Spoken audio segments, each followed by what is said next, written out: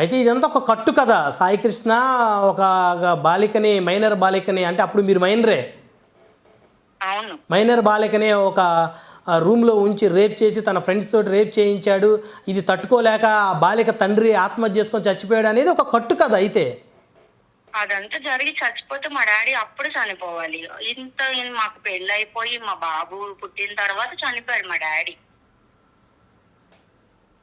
ఏమనిపిస్తుంది మీకు రాజేశ్వరి గారు? ఇన్ని ఇన్ని అబద్ధాలు మీ బావ సాయికృష్ణ విషయంలో ఇన్ని అబద్ధాలు వండి వార్చటాన్ని విన్నాక ఏమనిపించింది మీకు? ఏమనిపించింది, ఇంకా విజయవాడ అంతా స్టేషన్ అంతా అంతే. ఇంకా పోలీసుల మీద ఏ నమ్మకం ఉంటది? ఏ నమ్మకం పెట్టుకుని వెళ్తారు ఎవరైనా సరే? ఉన్నవి లేనివి ఒక అమ్మాయి కేసు పెడితే అది నిజం అయిపోద్దా? అక్కడ జరిగిందో లేదో అన్ని ఎంక్వైరీ చేసుకోవాలి ఏదైనా కానీ ఒకటి జరగని దాన్ని నేను జరగలేదని చెప్పినా సరే నన్ను బెదిరించి నా మాట వినకుండా ఇప్పుడు ఈ కేసుని వాడు చచ్చిపోయినా సరే వాడి ప్రశాంతత లేకుండా ఎంత హైలైట్ చేస్తున్నారు, అంత చెడ్డ చేస్తారు వాడిని. బతికున్నోళ్ళు సేమ్ ఇదే కేసు పెట్టి వాడిని వేధించేవాళ్ళు. నేను ఆడు బాగా చూడలేకే వచ్చి కోర్టులో చెప్పాను, లేకపోతే నేను లైట్ తీసుకున్నాను. నా వల్ల ఎందుకు ఒక లైఫ్ పోయిద్దని చెప్పి నేను వచ్చాను. ఫోన్లే కేసు కొట్టేశారు, ఏముండదు మంచిగా ఉంటాడు అనుకుంటే లేకుండా చేస్తారు. ఇంకా లేకుండా చేసిన వాళ్ళని కూడా ప్రశాంతంగా వెళ్ళనివ్వకుండా ఇలా చేశాడు, అలా చేశాడు, ఇలా చేశారు అని అంటే, మేము మొన్నటి వరకు కూడా ఉన్నాడా ఎక్కడో ఉంటాడు వస్తాడేమో అని అనుకున్నాం మేము. మా అత్తయ్య ఉండేదే ఆడి కోసం. ఇప్పుడు తను అలా అయిపోయాడు. మా అత్తయ్య కూడా ఎక్కువ రోజులు ఉండదు, ఆమె బతుకుతుంది మొత్తం చేసేది వాడి కోసమే. చివరగా సాయికృష్ణ మీతో మాట్లాడిన మాటలు ఏం చెప్పాడు రాజేశ్వరి? ఏమైనా చెప్తారా? చెప్పారు, నేను ఇలా ఉంటున్నాను, నాకు హెల్త్ బాగోట్లేదు, పోలీసులు ఊరుకోవట్లేదు, కేసుల మీద కేసులు పెట్టేసి నన్ను ఇలా ఎతుకుతున్నారు అది ఇది అని చెప్పాడు.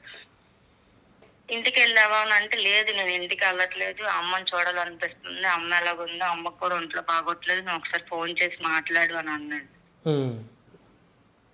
నేను మా అత్తయ్య ఫోన్ చేసి అప్పుడప్పుడు మాట్లాడేదాన్ని, ఏం చేస్తున్నావు అమ్మ, తిన్నావా, ఏంటి టాబ్లెట్లు వేసుకో, ఏం అవ్వదులే ఉంటాడులే అని చెప్పి ధైర్యం చెప్పేదాన్ని అప్పుడప్పుడు ఫోన్ చేసి. ఆవిడ తినకుండా కూడా నడుచుకుంటూ కోర్టుకి వెళ్ళిపోయి చూసుకునేది, వాళ్ళ కొడుకు వస్తున్నాడంటే కోర్టుకి వాయిదాలకి. ఆవిడ కోపిక లేకపోయినా సరే తిరిగేది పోలీస్ స్టేషన్ చుట్టూరు. అంత ఫ్రెండ్లీగా ఉండే పోలీసులే మాకు ఏరియాలో తిరిగే వాళ్ళే మా మాట వినలేదు. ఇలా కాదు సార్, అలా కాదు సార్ అని ఎంత చెప్పినా వినలేదు. ఏమనేవాళ్ళు, ఏముండదులే కేసు, ఏముండదులే అనేవాళ్ళు. ఇప్పుడు పెద్ద న్యూస్ అయిపోయింది, ఇప్పుడు అదే హైలైట్ అయిపోయింది కదా. అప్పుడు అతను చేసిన అంత చిన్న తన ఈగో మిస్టేక్ కి, ఎస్ఐ గారు చేసిన ఈగో మిస్టేక్ కి ఇప్పుడు ఎంత పెద్ద శిక్ష పడింది. వాడు చేయపోయినా కానీ చేశాడు, నేనేం చేయకపోయినా కానీ నేను చేసినట్టు, తను చేసినట్టు అలా నిన్న పడిపోయాం మేము. ఉన్న కేసులు అంటే ఉన్న కేసులు ప్రూవ్ అవుతే కేసులు అనేవి ఉంటాయి. పోలీసులు ఎందుకున్నారు ప్రూవ్ చేయడానికి? అప్పుడు మరి ప్రూవ్ చేయలేదు కాబట్టే కదా కొట్టేశారు. కొట్టేసిన కేసుని మళ్ళీ మీరు ఎలాగా, ఇలా జరిగింది కదా, ఇలా కేసు ఒకటి ఉంది కదా, లేనిపోయినవన్నీ 23 కేసులు 24 కేసులను ఎలా మాట్లాడతారు? ఇప్పుడు నవీన్ రెడ్డి హత్య కేసులో ప్రధాన నిందితుడిగా ఉన్నాడు సాయికృష్ణ. ఇప్పుడు ఇంత పెద్ద పోస్కో కేసు వాళ్ళు లేని ఉందని పెట్టేశారు. వాళ్ళకి ఇంక లేని కేసులో పెట్టడం ఏం సరదా కాదు. నేను ఉన్నప్పుడే 4-5 కేసులు పెట్టారు, ఏం చేయకుండానే. ఇంట్లో పడుకున్నోడిని లేపు తీసుకెళ్లి మరి కేసులు పెట్టిన రోజులు ఉన్నాయి అక్కడ. అంటే ఏం అవసరం సాయికృష్ణ మీద?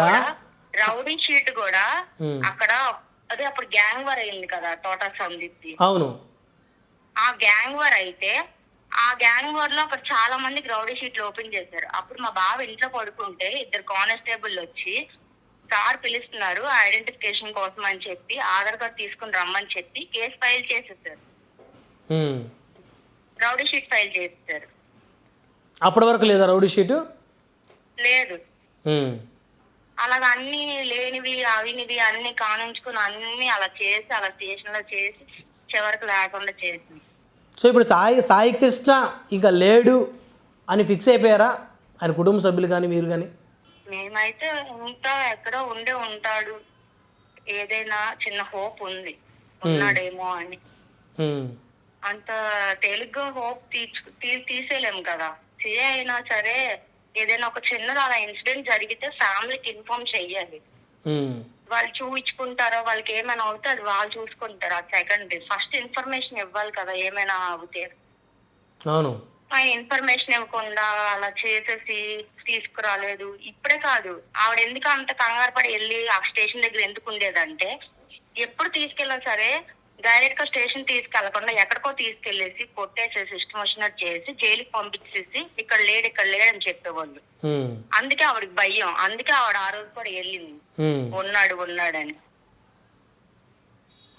మీతో సాయికృష్ణ చివరిగా మాట్లాడినప్పుడు ఎక్కడున్నానని చెప్పాడు?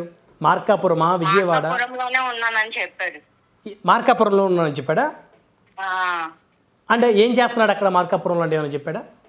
అక్కడ ఉంటున్నాను, ఇలా పోలీసులు వెతుకుతున్నారు, ఇక్కడ ఉంటున్నాను అని చెప్పాడు. ఏదైనా పని చేస్తున్నాడా అక్కడ?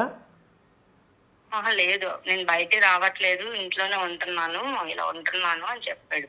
అమ్మకు ఫోన్ చేసి చెప్పు అది ఇది అని చెప్పాడు. సరే అయితాను అన్నాను. అంటే సాయికృష్ణ మార్కాపురంలో ఉంటున్నానని చెప్పాడు మీతో చివరిగా. ఇది మే 5వ తారీఖున. అవును. ఎందుకు మే 5 కాదు, ఈ కేసు అనే కాదు, తను ఎప్పుడు ఏ కేసు పడినా, ఏ ప్రమాదంలో ఉన్నా, ఎంత పారిపోయిన సిచ్యువేషన్ లో ఉన్నా సరే నాకు ఎవ్వరో ఒకరు ఫోన్ నుంచి నాకు ఫోన్ చేసేవాడు. లేదంటే నేను ఇక్కడ ఉన్నాను, పలానా జరుగుతుంది, నాకు ఏదైనా అవుతే నువ్వు అమ్మకు చెప్పు అని చెప్పి నాకు చెప్పేవాడు.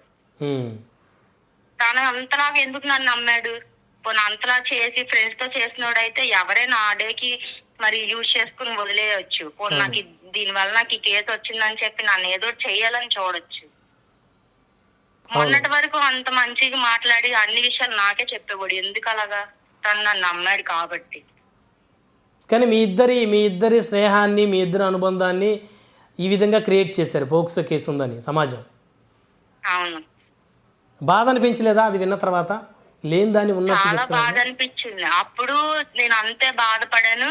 ఇప్పుడు మళ్ళీ ఇలా జరిగిందని బాధ కంటే అలాంటి కేసు మీద వీడిని మళ్ళీ చూపిస్తున్నారని బాధ ఎక్కువగా ఉంది. అంటే చనిపోయిన తర్వాత కూడా మళ్ళీ అబద్ధాన్ని ప్రపంచం అంతా నిజం చేసింది అనిపించిందా? అంతే కదా. ఇప్పుడు ఎవరైనా మాట్లాడడానికి, ఈ పాపం అనుకోవడానికి కూడా వాడికి ఈ కేసు అడ్డం వస్తుంది కదా.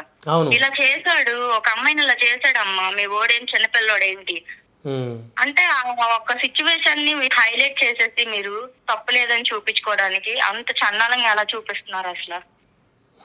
ఒక జరగని దాన్ని, ఒక ఏమీ లేని దాన్ని మేము అన్ని ఇయర్స్ ఫైట్ చేసి కేసు ని కోర్టులో కొట్టించుకొని అంత హ్యాపీగా ఉన్నాం అనుకొని కొలాప్స్ చేస్తారు. అక్కడ జీవితం నాశనం చేస్తారు. పోనీ వేరే దగ్గరకు వచ్చి నీట్ గా బతుకుతుంటే ఇక్కడ కూడా అందరికి తెలిసేలాగా అంతలాగా హైలైట్ చేస్తున్నారు. అలాగే ఏం లేని దానికి నేను చదువుకుంటున్నప్పుడు ప్రతి ఒక్కరు అలాగే అనేవాళ్ళు, ఈ అమ్మాయి తెలుసా, ఈ అమ్మాయి మన కేసు అయింది, వీధిలో వెళ్తుంటే అలాగే ఈ అమ్మాయి రా, ఇలా రా, అలా రా.